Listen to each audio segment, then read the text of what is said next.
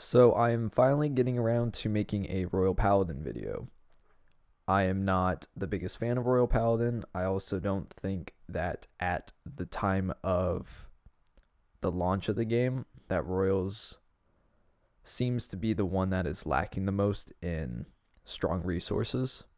With that in mind, I do think that this starter deck does have the capability to stand on its own 2 feet. It does kind of have its own sidestep strategy compared to what the stronger Royal Paladin deck is doing. I do think that the deck has some really good synergy within itself, and I hope I can show you the capabilities that this deck can offer. The goal of the deck is to efficiently soul charge every turn to make big numbers, and then use Demon Slaying Knight Lohengrin as a finisher. Lohengrin's ability is that at the start of your main phase, you'll soul charge 1 and he gets plus 2k. His second ability is on Vanguard or Rearguard. When he hits a unit, you Mega Blast, Counter Blast 4, Soul Blast 6, and then retire all of your opponent's rearguards. What makes him work is our starter, which is Barkle. Barkle's ability is that you can rest him, remove a critical trigger or a stand trigger from your deck, and then call a Flogel or Liu respectively.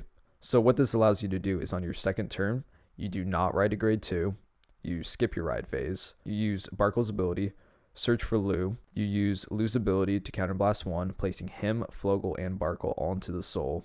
You can then superior ride Blaster Blade. The Blaster Blade is nice because it does give you an extra grade 2 in hand to intercept with instead of having to ride it. But the advantage that it gives us in this deck is it gives us a +3 in the soul, which guarantees us the Mega Blast at some point in the game. This allows us to guarantee that Lohengrin will hit and nuke the board at some point in the game. So what you'll end up typically doing is if your opponent has 2 interceptors, you'll swing them with Lohengrin first at a rearguard, hitting it, and then nuking the rest of the board, which will allow you to hopefully follow up with 2 rearguards that have a very large power that your opponent won't be able to block. Like all the other start decks, we only play rares besides the perfect guards. The most important rearguard in the deck is Young Pegasus Knight. He has the ability that whenever a card is put into your soul, he gets plus 3k. So with synergy with Lohengrin, every turn he has a 9k booster. On the turn that Barkle and Liu and everybody goes into the soul, he gets plus 9k, making him a 15k booster. Having multiple of him out will guarantee our rearguards being able to hit over large numbers and not being screwed over by defensive triggers. When I was first playtesting the deck, I was originally running 4 Dream Painters. I was under the impression that we needed to be soul charging more than once per turn to get the most out of Young Pegasus Knight, but the -1 in hand that Dream Painter gives us is not worth it. So I just ended up cutting him. In Dream Painter's place, I increased my playset of Lake Maiden. She is the tap, discard, draw a card. I really like her because our deck really relies on Lohengrin and Young Pegasus Knight. So if we are missing one or both, she is going to help us get to them quicker because we are not playing draws in this deck. And then to fill in the grade 1 slots, I'm just playing the 1 Marin. So I technically lied when I said that we are only playing Perfect Guard double rares. The other double rare that we're playing in the deck is Blaster Blade. The only reason this is okay is because you do get him for free just from playing the story. We need Blaster Blade to ensure that Barkle and Liu's ability is going to be able to go off to guarantee us the Lohengrin play. His own ability of counterblasting 2 and retiring an opponent's grade 2 or higher does come in handy sometimes if we do just need a way to get past the opponent's rearguards to finish a game, but typically Lohengrin is going to be our main source of retiring for the game.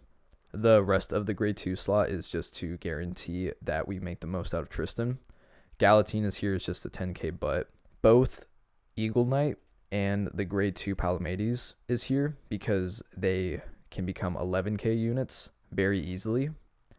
In combination with Pegasus Knight, it guarantees us a 20k column. This is very strong if your opponent hits a defensive trigger or if they hit a 6th damage heal and you need to have a follow-up. Going back to the grade 3s, we play 4 of Knight of Conviction Boris. He is here as a attacker in combination with Pegasus Knight because they can hit a 22k column, which will get over defensive triggers that are even applied to Ashura Kaiser and Dragonic Overlord.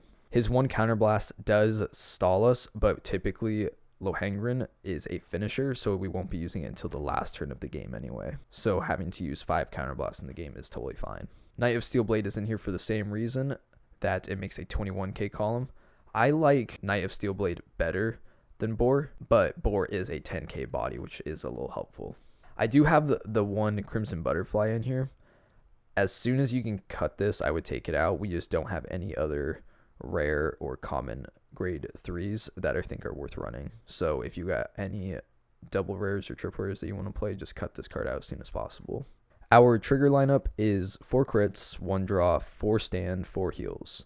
The reason we have to run this kind of mishmash is because Barkle's ability needs the crits and the stands, and our ratios of grade 3s is kind of makes us have to run these high numbers. It's kind of interesting because it requires us to have this more aggressive play style with the crits and standing that the deck gives. We are minusing on those because of Barkle. We do lose 2, so it's more like 3 and 3. And then I played the 1 draw just because sometimes the deck can get low on resources. It does feel very aggressive with this trigger lineup, so a lot of players I know are wanting to play more crits, and this deck can do that. If you have different grade 3s, then play around with your ratios. The lower in the stand category you can go, the better. I'm just having to run this high number, obviously, because of our weird grade 3 category. Talking about other budget options, the only card I'm going to talk about is Great Sage Baron. Even though he does have the best flavor text in the game, I'm just an old man, one who is strong as he is drunk. It is not a useful unit in the deck. His ability is that when you use Soul Charge during your main phase, he gets plus 3k, which sounds like he works in that whole 11k grade 2 slot that we need, except you have to Soul Charge during your main phase while he's already out, and he's not going to be out because obviously your opponent's going to destroy him because he's an interceptor. So he doesn't synergize with Lohengrin, which means he only synergizes with Dream Painter, and we already cut that card, so Great Sage Baron I would just skip out on. Feel free to play around with your ratios of Marin and Lake Maiden. Just make sure you don't touch Young Pegasus Knight because you need 4 copies of him. Upgrades for the deck is that Soul Saver Dragon works incredibly well with the deck. She does not have a soul charging ability of her own, so she will be relying on Barkle and Lohengrin to get her to her Mega Blast, but she is a great queen for the deck. So if you have her, definitely run her and don't feel like you need to take out Lohengrin for her.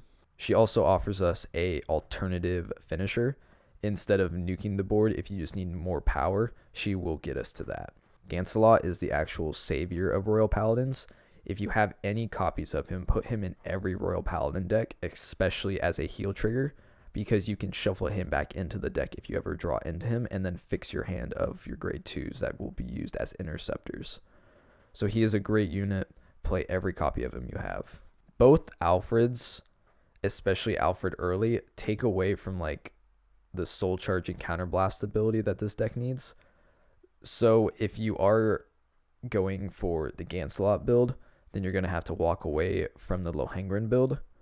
That's a whole other deck in itself. Unless you have lots of copies of both, I would keep them out of this deck. The grade 3 Palamedes is an amazing unit. If you have him, definitely play him. Just take out the Steel Knight or the Boars. Akane can be used in the deck, but she is only good if you have lots of copies of Soul Saver Dragon to use her in combination with Pongal. That's the only use I see for her in the deck. Otherwise, I would stray away from her because the Counterblast 2 does turn off Lohengrin's ability. My final thoughts for the deck is the deck does feel quite strong. Not as strong as Gold Rutile, but definitely stronger than Vortex Dragon. It suffers from being a Royal Paladin deck in the current meta, in that it is too piece reliant and doesn't really have anything besides Gancelot in the way of advantage. On a side note, do not spend any gems for Royal Paladins right now unless you're crafting for Gancelot, because later on in a couple seasons we will be getting MLB, and that deck is just like tier 1 top dog deck, so save your gems for then. if you are wanting to play Royal Paladins and not have to craft right now, the deck has a very consistent board wipe. Sometimes it cannot finish games just because we are negging ourselves on triggers and we don't always have the best use of a board state because we don't have the plussing that Royal Paladins typically is using.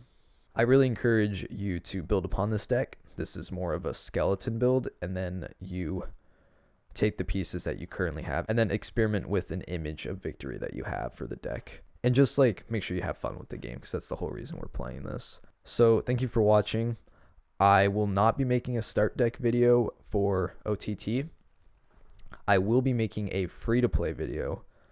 I will be breaking that down more if you haven't seen any of my free-to-play videos when that video does come out. Expect that in a couple more days because that deck is going to be requiring a lot more like head scratching on my part.